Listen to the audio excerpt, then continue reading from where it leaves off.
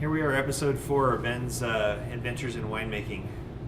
Again, this is my second time making wine. I'm making it with the close guidance of my dear friend and winemaker mentor, Don Robinson.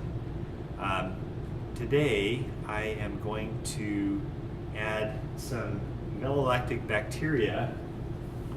It's a frozen, actually malolactic culture ready for direct inoculation in musts and wines. It's this stuff right here. I don't know if you can see it in the video, but it is stuff that I had to keep in the freezer, and I had to wait for the bricks to get down below 5 in order to add this. So the bricks are below 5 only in one of the buckets, only in the, or at least I haven't checked the other 3, but I will. The bricks are below 5 in the Syrah, so I'm going to add this to the Syrah, and then after that, I'm going to add some yeast hulls, which is another, which is actually a nutrient that Don Robinson recommended that I added. And if you look at the last video, Don talks a little bit about this stuff, about both things. So I'm going to pick up the video camera now. It's going to get a little shaky, but so here I've actually divided up the malolactic cultures into 4 equal little piles, and I am now going to take the let's see, I'm going to take the quantity 1/4 of this, put it into a spoon. So you can see this is extremely scientific and just accurate down to the last milligram.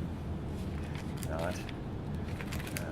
Some people would be more accurate than I'm being, but you know what? Maybe next year I'll figure out a way to do this in a little bit more fine-tuned way. I actually tried to weigh this stuff on my my super high calibrated, accurate, ultra accurate electronic scale, and it didn't register. Anyway, before I do that, I want to show you the bricks. So this is how I measure the bricks. I pull out the wine, and then I use this little float. And the float has a number of different scales on it, but this is the scale that we're looking for. I'm not even sure what the other scales are for, but what I'm looking for is to have the thing sink to a level below 5, and you can see this is the Syrah juice. It's actually sinking to 3. So given that it's down at 3, I'm going to go ahead and now I punched down the grapes, but I'll do it again because I want to add the bacteria right to the juice. I'm going to add it, I'm going to pour it in really quickly, and then I am going to just punch it down. So here we go.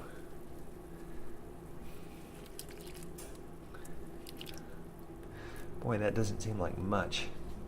Such a tiny amount of material there. There's a little fruit fly. Okay.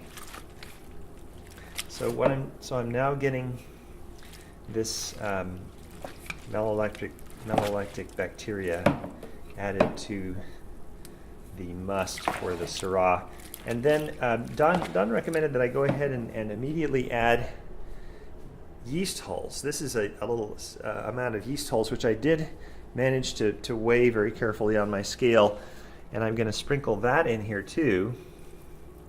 That's going to provide a little bit of nutrients. I'm going to do the same thing and punch it down just very gently, just to get it down into the juice. So the idea here is to give the yeast what they need to finish primary fermentation, and what we're looking for is the bricks, which is a measurement of sugar by volume, We want to get that down below, actually to about -5. Once it gets to about -5, then we are ready to press. So that'll be the next big adventure, is pressing the must into juice and then transferring all that into carboys. Or if I were making a larger volume, I might use an oak barrel. I might do that next year. I'm excited. Anyhow, that's the end of episode 4. Thanks for watching.